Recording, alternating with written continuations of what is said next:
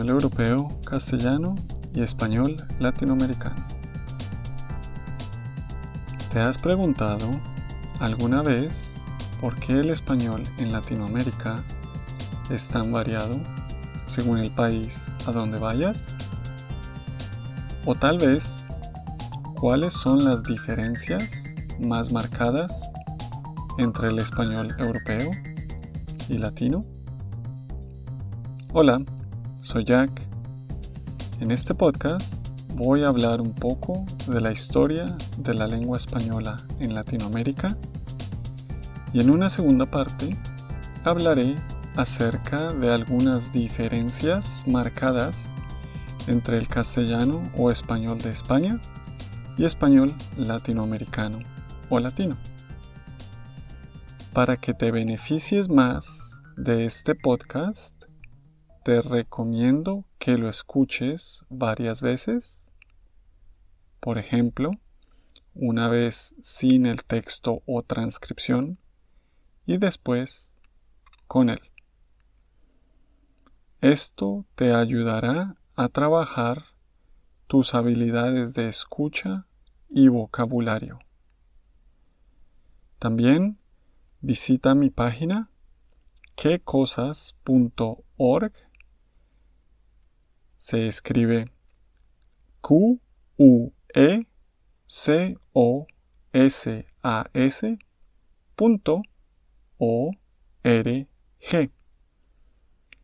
quecosas.org para ver las transcripciones.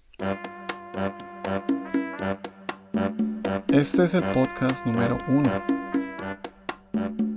Ahora te contaré una historia muy corta. Cuando me mudé a Europa y entré en contacto con españoles, por primera vez tuve en realidad un choque cultural bastante fuerte. Era inaudito.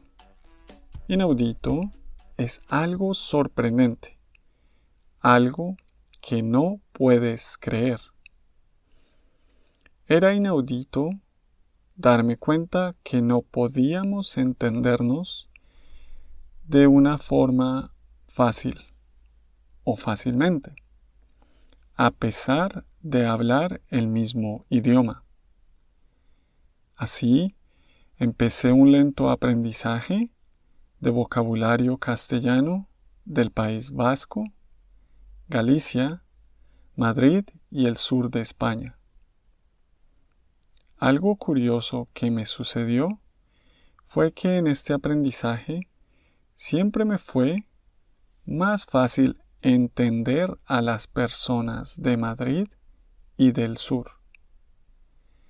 Tal vez por ser los madrileños capitalinos y yo de Bogotá, la capital de Colombia, nos entendíamos mejor.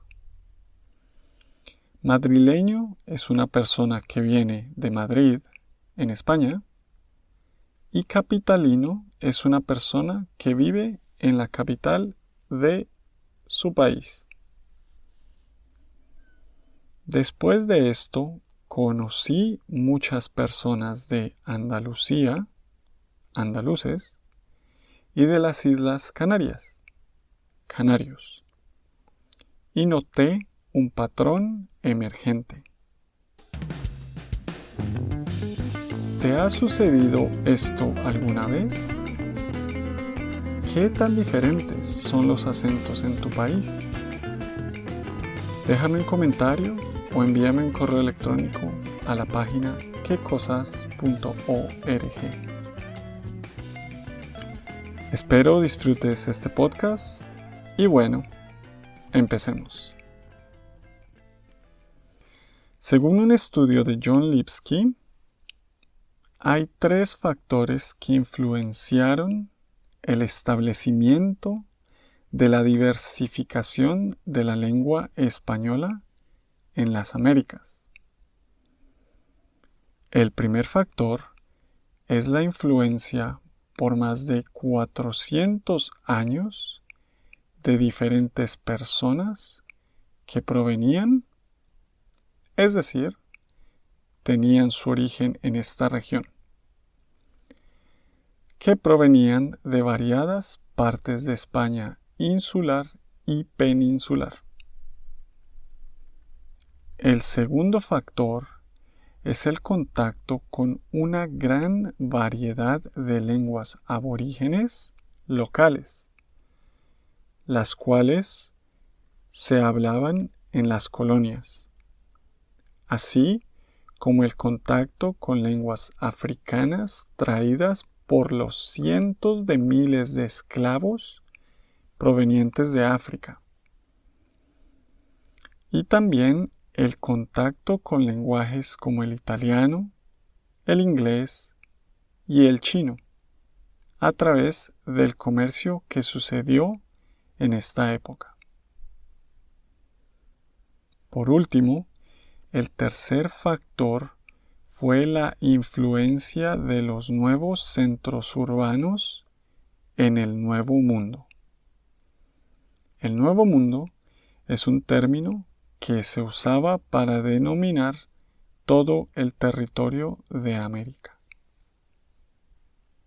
Estos centros urbanos influenciarían las variedades locales y regionales de español, hasta establecerse como el nuevo estándar de la lengua. Además de estos tres factores, es muy interesante tener en cuenta cómo la localización geográfica y el uso ha afectado las diferentes variedades de español latinoamericano a través del tiempo. Una teoría apoyada por varios autores explica que al comienzo de la conquista, el gobierno español utilizó islas en el Caribe como centro de operaciones para sus misiones exploradoras. Algunos exploradores pidieron a la corona española el convertirse en colonizadores. Este proceso era llevado a cabo en Sevilla, en la región de Andalucía, en España, y duraba un promedio de 1 año. A la espera de una respuesta en los puertos de Cádiz, Sanlúcar y Huelva, el contacto de personas de diferentes regiones de España con locales fue inevitable, lo cual afianzó es cuando haces algo repetidamente o por un largo tiempo y se convierte en una costumbre, lo cual afianzó la utilización de una gran variedad de características andaluzas en la manera de hablar, lo cual sería transmitido en el Nuevo Mundo. Esto ha resultado en la creencia general que el español latinoamericano es mucho más andaluz que castellano. Castellano se refiere al tipo de español hablado en Castilla y La Mancha, el cual generalmente se entiende como una de las variedades más puras de la lengua española. Incluso, autores han establecido que si se comparan las diferentes variedades de español contemporáneo, la gran mayoría de aquellas habladas en el Caribe tienen muchas más características andaluces que las habladas en el continente en países como México, Colombia, Perú y Bolivia, las cuales están más influenciadas por el castellano mismo. Interesante, ¿no?